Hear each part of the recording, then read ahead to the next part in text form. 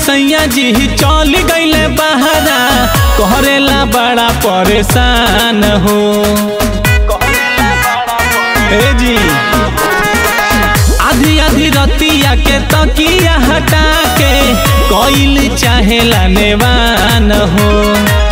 बहनी अकेला रोज करेला झमेला, टेंशन से बथेला कपार, ढोड़िए पलिडो छक्का खेले।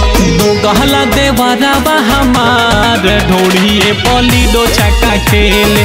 बानी हम बहुत लाचार, ढोड़िए पलिडो छक्का खेले।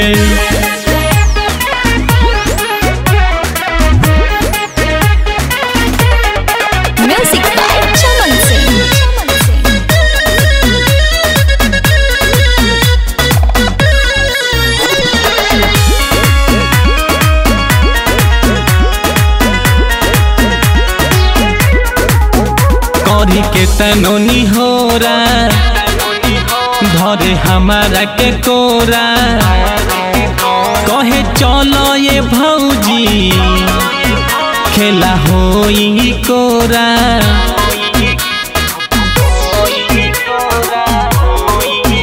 करी के तनोनी होरा धरे हमारा के कोरा, कहे चलो ये भौजी खेला होई कोरा। बाउर बैल बा एकर रहनिया, करत बहुत लाचार, ढोड़िए पलिडो छक्का खेले।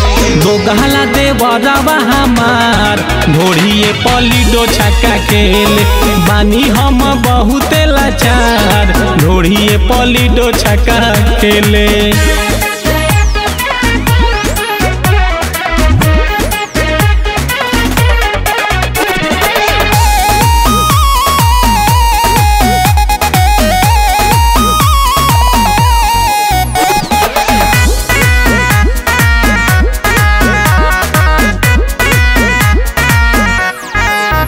सुनी बबलू और रबीन हावे रातों में ननी,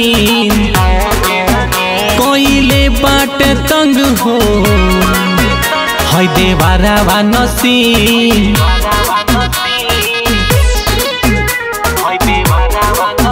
सुनी नौरत नवीन हावे रात में ननी, कोइले बाट तंग हो है देवारा वा नसीन।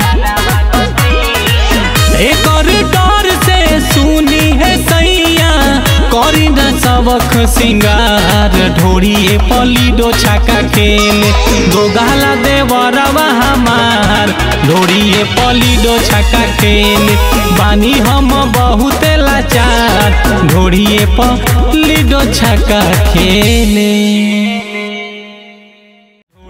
पलिडो छक्का खेले। दो गहला देवरा बा हमार, ढोड़िए पलिडो